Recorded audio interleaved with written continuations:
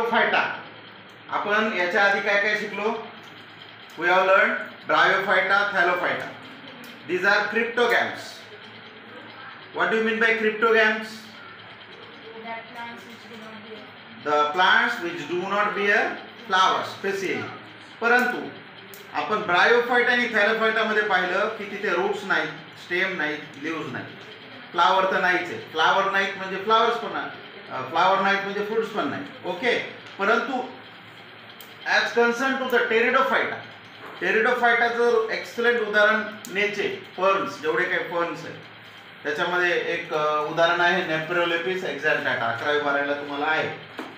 तर मग या टेरिडोफायटामध्ये पहिला पॉइंट काय महत्वाचा?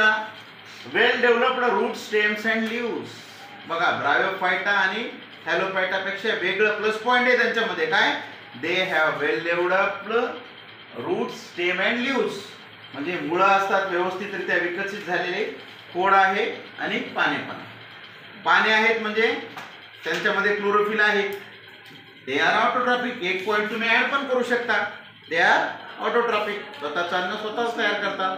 नेक्स्ट पॉइंट इकडे बघा, separate conductive tissues, xylem and phloem. आपण शेवटचा पण पॉइंट घेतलाय तो. Separate conductive system, well developed conductive system असते.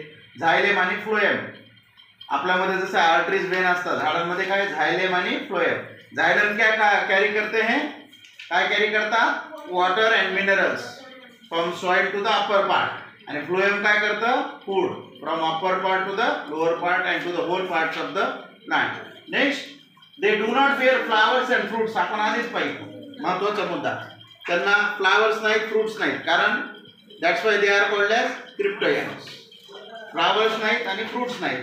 आता लक्षात घ्या, फ्लावर नाहीत, फ्रुट्स नाहीत, मग यांच्यामध्ये रिप्रोडक्शन होतं कसं? फार गरजेचं आहे. रिप्रोडक्शन कशासाठी पाहिजे? आपली संख्या वाढवण्यासाठी. मग यांच्यामध्ये रिप्रोडक्शन होतं, पण कसं? Reproduction is done by forming the spores. यांच्यामध्ये प्रजनन होतं बीजाणू तयार करून.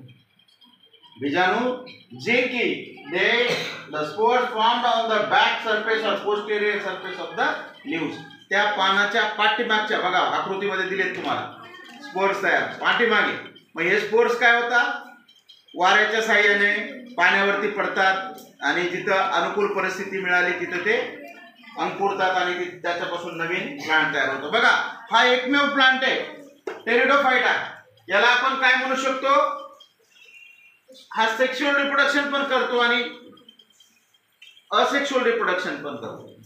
Sexual reproduction is done with the help of by forming the zygote.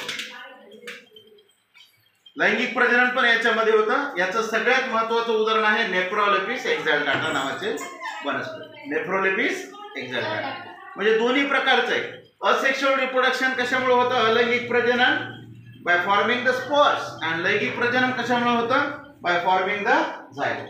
म्हणजे टेरिडोफाइट्स असेल यांच्यामध्ये दोन्ही प्रकारचं असेक्शुअल आणि सेक्शुअल असं दोन्ही पण प्रजनन होतं. वेल डेव्हलप्ड कंडक्टिव्ह सिस्टीम आहे. उदाहरणासाठी जर पाहायचं झालं, we have the examples. Ferns मध्ये कोण कोण आहेत? Nephrolepis exaltata, Marsilea, Lycopodium and terrace.